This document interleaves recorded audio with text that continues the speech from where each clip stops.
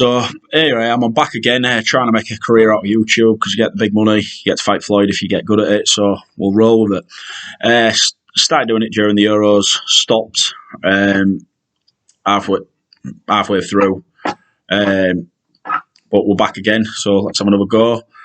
Let's start with the Premier League. So I think Man City will win it. I think they'll end up signing Harry Kane. That puts them above everybody else. Second will be Liverpool.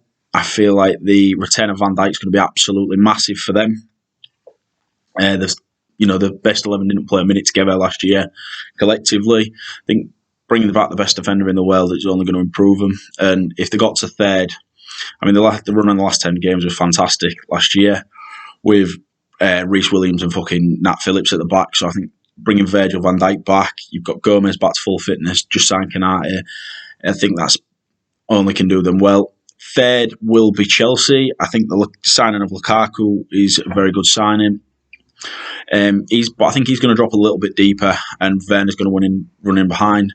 So you will see Werner score quite a lot of goals, but I think Lukaku will get over 20 in the Premier League.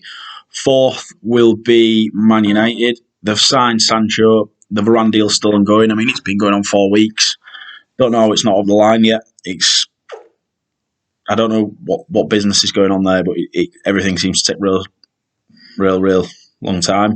When you compare that to like Lukaku, that was done. Messi was done in a few days. Do you know what I mean? So that's just really slow.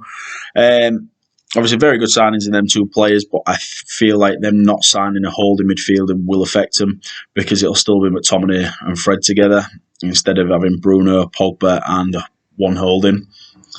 So I feel like they'll finish fourth. Leicester can't break into the top four. It's just not meant for them. I think they'll finish fifth.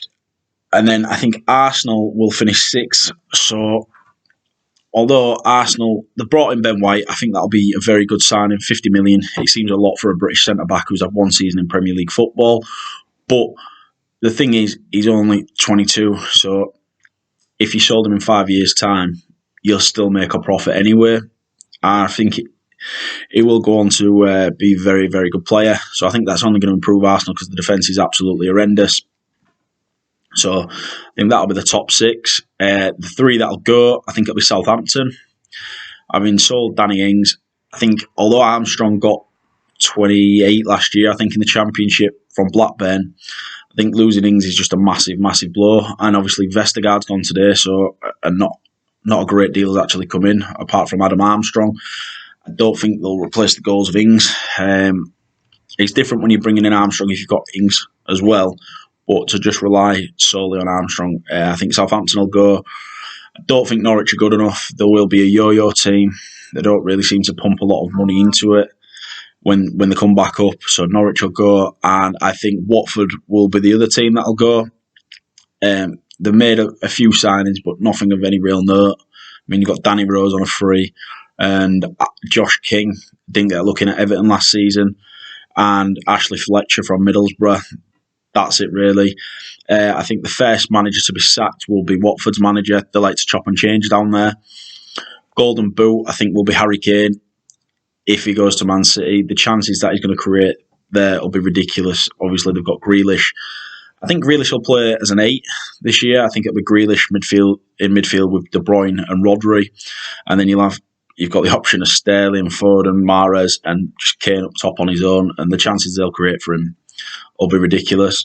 And yeah, I think that'll be it. I think it'll be a very good season this year. Obviously, tonight we start with Brentford Arsenal. Now, I've tipped Arsenal to have a good season, but after seeing their lineup tonight, it is very weak. No Aubameyang, no Lacazette. They've got Fowler and Balogun up front.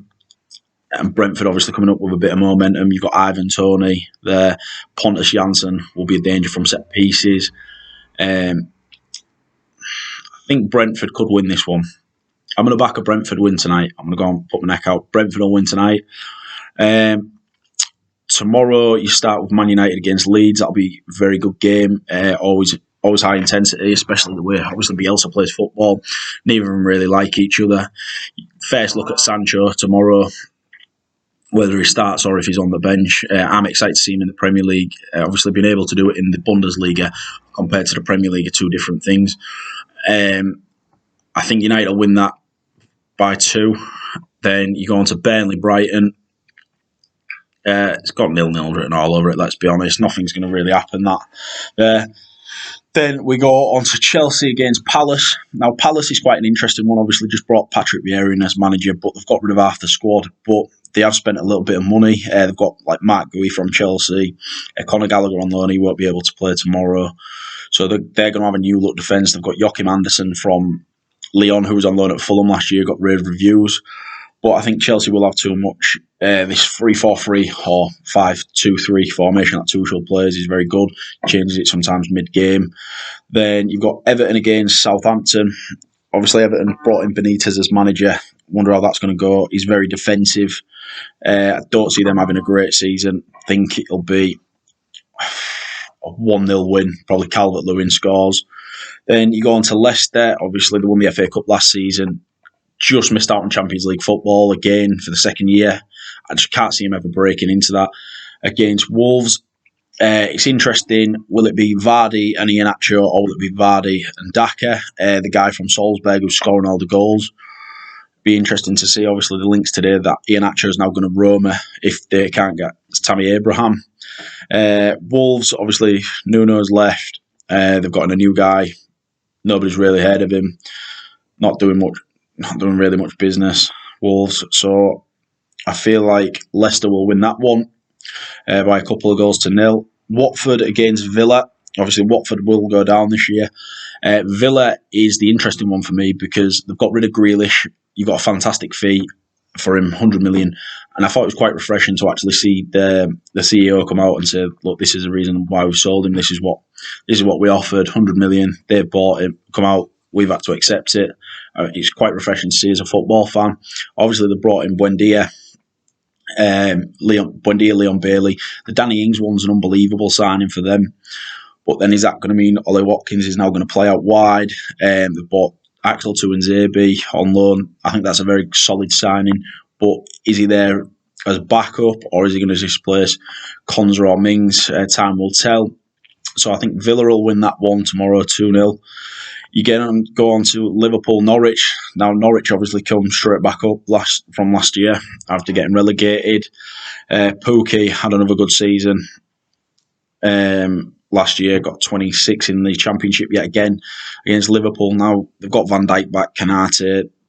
The front three look very good in pre-season. Obviously, Andy Robertson's out of this one, will be out for the foreseeable. But I just think Liverpool are going to have too much going forward.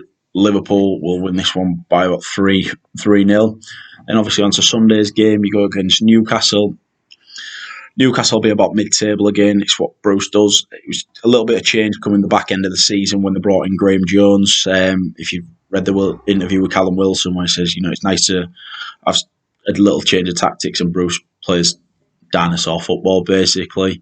They'll be thereabouts, mid-table. Don't see him in a relegation scrap. Obviously, they've just signed Joe Willock today. Will he be able to recapture the form from his loan spell last season? Against West Ham, who was obviously the surprise package last season, finishing 6th. Now, obviously, they're in the Europa League this season. Playing Thursday, Sunday. Have they got the squad depth to cope for it? Time will tell. But I think West Ham will win that one, 1-0. And then the big game of the weekend is obviously Spurs against Man City, which it's either Harry Kane's current club against his future club. Will Kane play? Was he right to not train? Is he forcing a move? Was there a gentleman's agreement?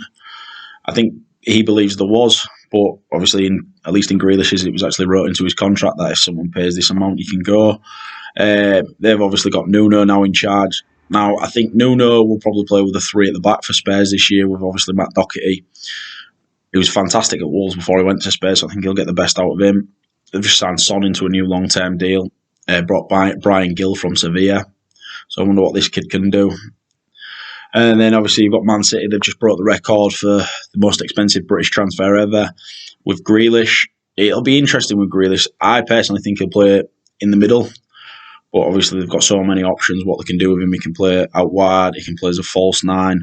He's got so many attacking options. It's ridiculous. And sometimes it does kind of hinder them. Man City, if you watch the Champions League final, I mean, Pep does try to outthink things a little bit too much at times. So, but I do think they will win that one. So I'll go for 2-1 Man City against Spurs. So yeah, just glad to have football back. Thanks for watching.